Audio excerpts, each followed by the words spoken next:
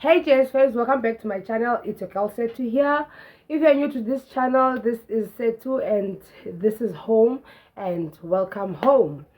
Okay, I know that I don't look that good, but as time goes and when I'm well rested, I will look good.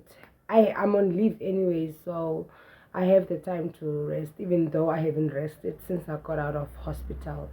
So guys, I've been sharing my pregnancy journey from my first trimester, and I shared my pregnancy journey on my second trimester, and I was on my third trimester. And 7 months, it was amazing. When I was 7 months, it was amazing. My baby kicks became visible. My baby's heartbeat was going strong. My baby was growing, and the belly was starting to get big. And when I reached 8 months, which was April, May was gonna be my ninth. I was gonna finish my 8 months in the somewhere here in May, and then I was gonna enter in my 9 month, and the beginning of June I was gonna give birth. So the thing is, on the 1st of April, I went to the doctor for a gender ultrasound, and my baby was a boy, a big boy.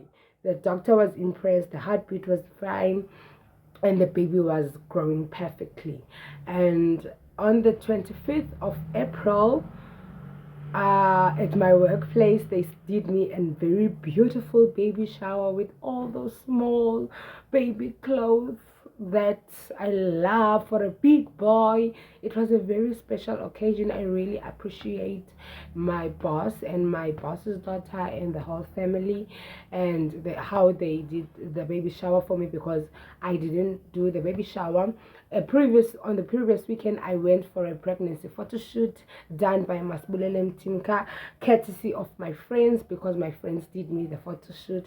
I really do appreciate my friends too. Okay, on the 26th of April, I went for my checkup date because I was 34 weeks and I had to go for my checkup.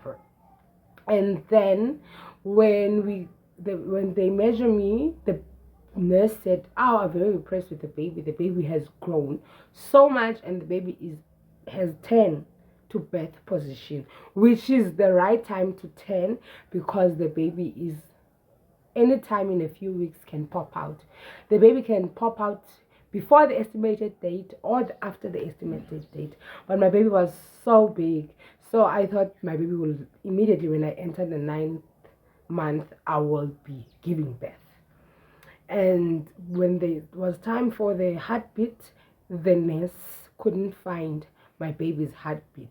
As usual, my baby, usually when you put on the gel, my baby jumps and moves, and then the heartbeat goes like and this time the sister couldn't pick it up. She tried to tell me. She said I had lunch. I always go with lunch to the clinic so that if it takes long I can eat, because pregnant people are always hungry. So I said I couldn't eat this morning because I was vomiting, and the nurse said, "Sit down, eat." I ate, I drank, and then we went back on the bed, and she started. She knows that my baby was flu. She said, "Flu baby, breathe baby, move." And the baby was moving, but the baby was not, she was not picking up the heartbeat. She called her senior sister of the clinic. The senior sister came to hear, and she said she feels, she can hear some of the heartbeat, but it's not too much. And they tried with the machine, and they sent me to hospital, which I was actually gonna give birth to, the nearby hospital. So I went to hospital. When I get there, they saw my folder, and they immediately put me on the bed, and they checked the baby's heartbeat, and the same story happened. And the doctor came, the doctor changed it, and they said, "No, we have to go to the scan." We went to the scan room, lied on the bed, and the doctor started to find the heartbeat. So they can see the baby's head is down, but they can't find the baby's heartbeat. And then when the second doctor, which is the big doctor, came and do the heartbeat, and said, "Unfortunately, your baby is no longer alive." And then I started crying, obviously, and he went out, and the second doctor, it was a white woman, she hugged me immediately because that was what I needed that time. And she started giving me consultation. And they said that they want to keep me overnight at the hospital, which it was Wednesday, the 26th of April. They they must keep me overnight so that tomorrow they can start making me the pains, so that the labor pains, so that I can give birth immediately, so that nothing can happen to me, or then there won't be any complication between me and the baby. Okay, fine. I went to go get my gowns and my socks and my everything, and my friends came. My aunt took off from work. She was there within an hour because she was at work, but she stopped at work and then she came rushing to me immediately. Fine, and then I couldn't find a bed in the wards. There was no beds at hospital. So what happened is that I stayed in one of the beds in assessment. They were checking up the whole night. My pressure and everything was fine. The next morning there were still no beds. They still checked me up and they asked me if I have no pains. I had no pains, but I felt my baby kick. And when I asked the doctor, but doctor, you said that my baby is not alive anymore. How does the baby kick? And he said maybe the placenta is still alive, but the baby's heart has stopped. We don't know what is the problem unless you give birth. Then we're going to take your placenta, take it to the lab and what. I spent 3 days at assessment rooms without getting any help, knowing perfectly that I'm carrying a dead baby, which my baby was alive on the 1st of April, and my baby was kicking normally and nothing was wrong. So I still had hope that if I give birth, and the doctor said he won't do me a C-section, he wants me to give birth naturally because he doesn't want to give me a scar that I will never hold a baby of. Fine. On Friday around about 4 p.m. late in the evening, I finally found a bed in the wards because they said they can't do the process when I'm here because I have to be checked every 2 hours, and they never do that at assessment because it's like a reception assessment at the maternity area. I went to the wards. I spent the night at the wards, and they said they're waiting for my blood test because they took my blood test. They want to know if my clot is fine for giving birth naturally. At around about 11:56 on Saturday, the 29th of April, the doctor came, said my blood tests were fine. He's gonna start putting me on the Mistropol, which is the 2 pills that they put under you so that you can get the pains and the baby can go down and you can give birth. He put me the Mistropol, and in 2 hours time I was in labor pains, which was painful. Labor pains is no place to play with. I was in labor pains for 16 hours. Hey, I will tell you the tales of labor pains in another story time, but this is not like a story time where I would like to share that. I was in labor pains for 16 hours, and at 7 I got the pills 3 times. The first doctor came to check me after 3 hours, and she peeved me. She even gave me a sweet because I was crying, and she said I'm 1 centimeter, so she's not gonna give me another pill. In 2 hours time the other one came. He peeved me and he said I'm on 2 centimeters, and he put me the Maestro again. The sister peeved me. The other, I was still on 2 centimeters, and then around about, I think it was midnight or whatever, they gave me the third time, the third stroke. And at around about 6 o'clock, the nurse peeved me and she said, took a wheelchair, took my stuff, and I went to the labor ward. I asked for the sister to give me a paper because I want to put a stamp of my 4th child on the paper so that I can do a tattoo in remembrance of my child. I was literally crying, but I was in pain, and I lost the hope of that my baby is alive because on Friday night my baby never kicked again. And then I went to the labor ward. Immediately when I got into the bed, they started taking my clothes off. I had my gown because I vomited on my nightie, so I just had my gown. And then immediately, I think I was there 5 minutes, 5 past 6. the water break, and I started shouting for the sister. The sister came in, and the baby's head was already on my pelvis. I don't know what it is, but it was not it was coming out a little bit. The moment the water break, the baby was pushing also. I gave birth naturally at 20 past 6.